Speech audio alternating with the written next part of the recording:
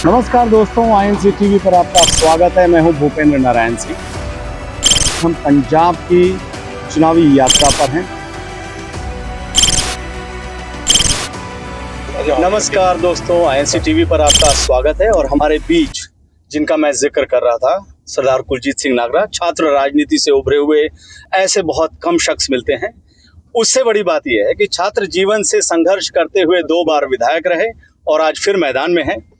और पूरी यात्रा हमने देखी, पूरे गांव घूमे, आज सारा दिन इनके साथ लगाए। उससे इनको एक सूचना दे दें कि चरणजीत सिंह चन्नी जी को राहुल गांधी जी ने मुख्यमंत्री का उम्मीदवार घोषित किया और वो आपके साथ पढ़ते भी रहे हैं, कॉलेज में भी, यूनिवर्सिटी में भी। तो ये तो डबल खुशी होगी आपको। मैं सबसे पहले परमपिता परमात्मा का और कांग्रेस पार्टी की अध्यक्षा श्रीमती सोनिया गांधी जी का, राहुल गांधी जी का धन्यवाद करता हूं कि जिन्होंने एक बहुत ही पढ़े लिखे, जो कि पीएचडी है, एमए, एलएलबी, एमबीए, पीएचडी है, मेरे ख्याल में पूरे देश में से जितने मुख्यमंत्री हैं सबसे ज्यादा पढ़ा लिखा, और सबसे ज्यादा बात है कि हम्बल है, आपकी तरह भी हम्बल है। हमने तो हम्बल है, एक स्पोर्ट्समैन है, बहुत अच्छा स्पोर्ट्स पर्सन, हम लोग इकट्ठा खेलते रहे, पढ़ते रहे, और एक नीचे से निकला हुआ, उस सोसाइटी से निकला हुआ जिस सोसाइटी के लिए आज हमें बहुत कुछ करने की जरूरत है, और जिसके मन में कुछ करने का एक बहुत बड़ा मादा है, जो किसी के खिलाफ, किसी बुराई के खिलाफ स्टैंड भी ले सकता है, डरता नहीं है, और झुकने की जरूरत हो किसी अच्छी चीज के लिए तो झुक भी जाता है। वैसे मैं आपको बता दूं, कुलजीत सिंह नागरा वो शख्स हैं जो कि किसान आंदोलन में, पूरे भारत में ऐसे विधायक जिन्होंने इस्तीफा दिया और किसान आंदोलन के साथ पूरी तरह से जुड़े रहे। और आज किसान आंदोलन एक बहुत बड़ा मुद्दा भी है। जिस यूनिवर्सिटी में नागरा साहब पढ़े, उस यूनिवर्सिटी में मैं भी पढ़ा हूँ।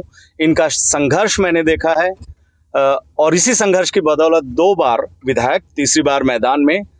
लेकिन किसान आंदोलन जो है, आप मानते हैं आज मुद्दा है? ऐसा लगता है कि लोग भूल तो नहीं गए शहादतें जी? देखिए, भूले नहीं है। इलेक्शन जो है पंजाब का, वो क्योंकि पंजाब के पॉलिटिकल पार्टीज के बीच में हो रहा है, और किसान आंदोलन का जो असर है वो बीजेपी के खिलाफ है। पूरा पंजाब बीजेपी को वोट नहीं डालना चाहता, उस आंदोलन का ये असर है। मैंने रास्ते में देखा, एक झंडा लगा था, लोगों ने झंडा उतार दिया बीजेपी का गांव में। मैं वही कह रहा हूँ कि लोगों का जो गुस्सा है वो बीजेपी के खिलाफ है, और बीजेपी के जो अलाइज है उनके खिलाफ है। वो उनको वोट नहीं डालना चाहते, वो उनको मिलना भी नहीं चाहते, वो उनके साथ भी नहीं खड़ा होना चाहते। लेकिन दूसरी बात ये है कि ये इलेक्शन है, ये लोकतंत्र है, और उस लोकतंत्र में क्योंकि जो किसान आंदोलन में जुड़ी हुई किसान यूनियंस थी, और जो लोग थे, सामाजिक और धार्मिक संस्थाएं थी, उन सब ने अपना अपना एक वो पक्ष रखा है कि जिसने जहां भी वोट डालनी है डालो। कुछ किसान ऑर्गेनाइजेशनों ने अपना एक संगठन बनाया, कुछ किसान ऑर्गेनाइजेशनों ने ये कहा कि हम तो इलेक्शन में पार्टिसिपेट ही नहीं करेंगे, और कुछ सामाजिक और धार्मिक संगठनों ने कहा कि हम आंदोलन के लिए तो इकट्ठे हैं, लेकिन अगर कोई सियासत में जाना चाहे तो हम उससे अलग हैं। तो इसलिए क्योंकि किसान आंदोलन जो रहा वो सियासी पार्टियों से अलग करके रखा गया कि कोई भी पॉलिटिकल पार्टी इसमें पार्टिसिपेट नहीं करेगी पंजाब में से। तो जब पॉलिटिकल पार्टी पार्टिसिपेट नहीं करेगी तो किसान आंदोलन का सभी पॉलिटिकल पार्टियों ने बाहर से मतलब पूरा डट के सपोर्ट किया।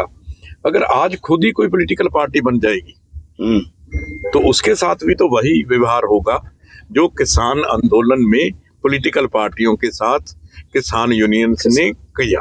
तो इस वजह से कहीं ना कहीं पे बहुत बड़े वर्ग को ये लगता है कि किसान आंदोलन एक अलग बात है, और इलेक्शन में as a political party election लड़ना एक अलग बात है।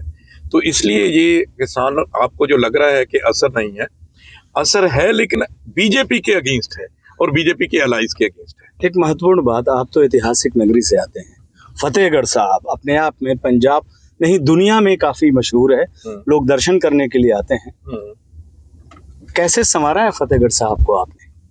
देखिए, ये एक बहुत मतलब शहादत, सबसे दुनिया की सबसे बड़ी शहादत की ये धरती है।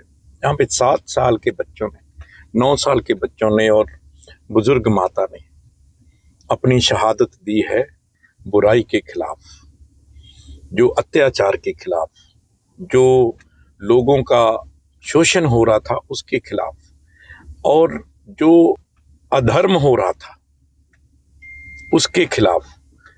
तो इस धरती का महत्व बहुत बड़ा है और इसके यहाँ पे दुनिया भर से लाखों लोग नतमस्तक होने के लिए हर रोज आते हैं।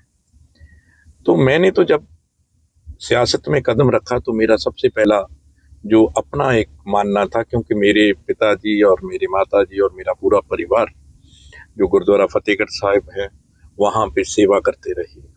कार सेवा वाले बाबा जी आपने सुना होगा, बाबा जी हरबंस सिंह दिल्ली वाले जी, उनके साथ मेरे पिताजी यहाँ पे सेवा करते रहे। बहुत बड़ा दीवान हाल यहाँ पे बनाया बाबा जी ने, तो वहाँ पे हमने खुद मतलब टोकरी जो ईंट की रोड़ी बनाई जाती है वो खुद बनाई और की, और एक सेवा का जो एक मादा था वो चलता रहा। और हमारे पिताजी ने भी यही कहा कि अगर राजनीति में जाना है बेटा तो सेवा के माध्यम से जाना है। मैंने कभी राजनीति को बिजनेस नहीं बनाया। ये तो मैं उसका गवाह हूँ, क्योंकि उसी विश्वविद्यालय से पढ़ा हूँ और आपको देखा है हमने। साफ सुथरी राजनीति करने का एक असूल जिंदगी में रखा, वो शुरू से है, कॉलेज से, यूनिवर्सिटी से, यूथ कांग्रेस की, किसान कांग्रेस की राजनीति से लेके विधायक बनने तक और वर्किंग प्रेसिडेंट पंजाब प्रदेश कांग्रेस कमेटी बनने तक, CWC का मेंबर भी रहा। लेकिन मैंने कभी अपने आप को जमीन से नहीं अलग होने दिया। मेरी यही कोशिश रही कि ये ऊपर वाले की जो दया दृष्टि है, अगर उसने मेरे को यहाँ पे लेके आया, मैं तो एक बहुत छोटे से किसान का बेटा हूँ, नॉन पॉलिटिकल परिवार से हूँ। मेरा तो एक ही मकसद था, जो मेरी धरती है जहाँ पे मैं बड़ा हुआ, जहाँ पे मैं खेला, इस पवित्र धरती पे मैं रहा, अगर मैं इसको नहीं संवारूंगा तो क्या करूंगा। मैंने 2017 में 25 साल का डेवलपमेंट प्लान बनाया, जिसमें टूरिस्ट सर्किट बनाया फतेहगढ़ साहब को, बहुत खूबसूरत बनाया हमने देखा, और उसके लिहाज से इसको डेवलप करना शुरू किया ताकि यहाँ पे टूरिज्म की इंडस्ट्री आए। फिर मैंने 130 एकड़ का इंडस्ट्रियल फार्मास्यूटिकल पार्क का निर्माण शुरू करवाया ताकि बड़ी इंडस्ट्री आए फार्मास्यूटिकल और लोगों को रोजगार मिले, क्योंकि इस शहर में जो है रोजगार की बहुत बड़ी कमी है। यहाँ पे बिजनेस प्रफुल्लित नहीं हो रहा। ये बहुत बढ़िया जगह है, 250 किलोमीटर दिल्ली से है, नेशनल हाईवे पे है, नेशनल रेल लिंक पे है, एयरपोर्ट से 40 मिनट की ड्राइव है। इतना अच्छा इलाका है, आने पोटेंशियल इतना अच्छा है यहाँ पे इंडस्ट्री का और टूरिज्म का। बहुत बड़े मतलब यहाँ पे हिस्टोरिकल मोनूमेंट्स हैं, मतलब उसके लिए एक इतना बढ़िया माहौल है कि मैंने उसका जो एक प्लान बना के इसकी डेवलपमेंट शुरू की, सो दैट कोई, आप ये देखो कि 30 साल में यहाँ पे जब डिस्ट्रिक्ट हेडक्वार्टर बनता है तो बस अड्डा ही नहीं बनता जी। 30 साल से कोई भी सड़क इस डिस्ट्रिक्ट हेडक्वार्टर की 4 लाइन नहीं होती, कहीं पे कोई डिवाइडर नहीं है, कहीं पे कोई ब्यूटिफिकेशन नहीं है। अगर गंदा, एक बहुत बड़ा गंदा, वैसे एक गवाह है और मैंने वो कैमरे में उसकी फोटो ली है। आपने अपनी कॉन्स्टिट्यूएंसी में रिफ्लेक्टर लगाए हर जगह से कि ट्रैफिक डाइवर्जन अगर देखना है तो वो चीजें लगाई आपने। ये पहली बार मैंने गांव में देखा है, शहर में तो मिलते नहीं, गांव में आपने व्यवस्था की है, ये अच्छी बात है। मैं ये जानना चाहता हूँ कि छात्र राजनीति से, संघर्षों से, आंदोलन से निकले हुए लोगों के लिए आप क्या एक संदेश देना चाहते हैं? मैं एक संदेश जरूर देना चाहता हूँ अपने साथियों को, जो छात्र राजनीति से निकलते हैं, जो यूथ राजनीति से निकलते हैं या आते हैं। देखिए, ये एक बहुत बड़ा संघर्ष होता है जिंदगी का। जो व्यक्ति नॉन पॉलिटिकल परिवार से है, साधारण परिवार से है, ये सोच के चले कि ये बहुत लंबा संघर्ष होगा उसकी जिंदगी का। 22 साल से लेके 20 साल से लेके 50 साल की एज तक वो शायद MLA ना बन पाए,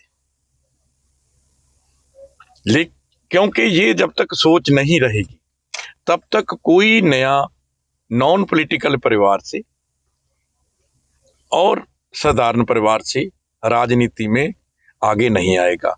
हमारे जो लेकिन कांग्रेस ने तो करके दिखाया। मैं बताता हूँ, जो नौजवान हमारे आते हैं वो जैसे ही राजनीति में कदम रखते हैं, चाहे वो छात्र राजनीति में रखें चाहे यूथ राजनीति में रखें, तो वो बहुत जल्दी विधायक और एमपी बनना चाहते हैं।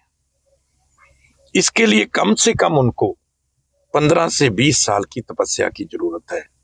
मैंने खुद की है। मैंने 46 ईयर्स में जाके मेरे को कांग्रेस ने टिकट दी, और मैं सच बताऊं आपको, मैंने 46 साल की उम्र तक टिकट मांगी ही नहीं। मैंने टिकट ही उस दिन मांगी जब मेरे को लगा कि मेरी जमीन नीचे तैयार है, मैं हारूंगा नहीं। मैं गवाह हूं कि आपने कैसे सड़कों पे आपने तो मैंने वो संघर्ष जो किया, और मैंने जब मैंने अपने आप को पूरी कॉन्स्टिट्यूएंसी में बहुत बुरी तरह से मतलब संघर्ष के बीच में ला के अपने आप को यहाँ से उबारा, और फिर मैंने अपनी पार्टी को कहा, और मैंने एक बात भी कही अपने लीडर को कि मेरे को टिकट मेरी मेहनत की मिलनी चाहिए, किसी लीडर की दया दृष्टि की नहीं मिलनी चाहिए। अगर ऑर्गेनाइजेशन पार्टी ये फील करती है कि मेरे इतने लंबे संघर्ष के बाद मैं इलेक्शन में जा सकता हूं पार्टी का टिकट लेके, तो मेरे को सीधा ऑल इंडिया कांग्रेस कमेटी की तरफ से टिकट मिलनी चाहिए, ना कि पंजाब की किसी लीडर की सिफारिश। तो क्या ऐसा हुआ? ऐसा ही हुआ। मेरे लिए किसी को, मैंने कभी, कैप्टन अमरिंदर सिंह तब अध्यक्ष होते थे, कैप्टन अमरिंदर सिंह के कहते थे कि पत्ता नहीं हिलता उसके बिना, लेकिन कैप्टन अमरिंदर सिंह को इस मुंह से कभी नहीं कहा कि मेरे को टिकट चाहिए। मैंने अप्लाई किया और पार्टी ने मेरे को टिकट दी। ये कांग्रेस पार्टी है, ये कांग्रेस पार्टी है। लोग कहते हैं कुछ भी, लेकिन कुलजीत सिंह नागरा एक गवाह है जिसको कांग्रेस पार्टी ने मेहनत के बल पे खुद पहचाना, और विरोध के बावजूद पूरा विरोध किया मेरा पंजाब कांग्रेस के अध्यक्ष ने, उस वक्त के अध्यक्ष ने और लोगों ने, कि ये मतलब हमारे पास आया नहीं है। तो मैंने एक ही बात कही अपने लीडर को, राहुल गांधी जी को, अगर मेरी मेहनत की टिकट बनती है तो मेरे को पार्टी दे, अगर मेरे को किसी के टांग के नीचे से निकाल के टिकट देनी है तो कुलजीत नागरा टिकट नहीं चाहता। लेकिन इस बार भी मैंने कहा अपनी पार्टी को कि मैं 2 बार का, आपने मेरे को टिकट दी, 2 बार मैं एमएलए हूं, अगर मेरे से अच्छा कोई कैंडिडेट फतेहगढ़ साहब में है तो पार्टी उसी को कंसिडर करे। मतलब बड़ा क्लियर हूं, पार्टी जब कहेगी, ये मेरी भगौती थोड़ा है फतेहगढ़ साहब, पार्टी जब कहेगी जब मर्जी, क्योंकि ये जो जब तक हम अपने आप को इन चीजों से निकालेंगे नहीं, हमारी प्रॉब्लम क्या हो रही है? प्रॉब्लम ये हो रही है कि हम ये सोचने लग गए कि जब तक हम एमएलए और एमपी या मंत्री या मुख्यमंत्री नहीं होंगे तो हमारी जिंदगी कुछ भी नहीं होगी। लेकिन मैं ये मानता हूं कि जब तक आपकी शख्सियत लोगों के बीच में है तब तक आप बहुत कुछ हो।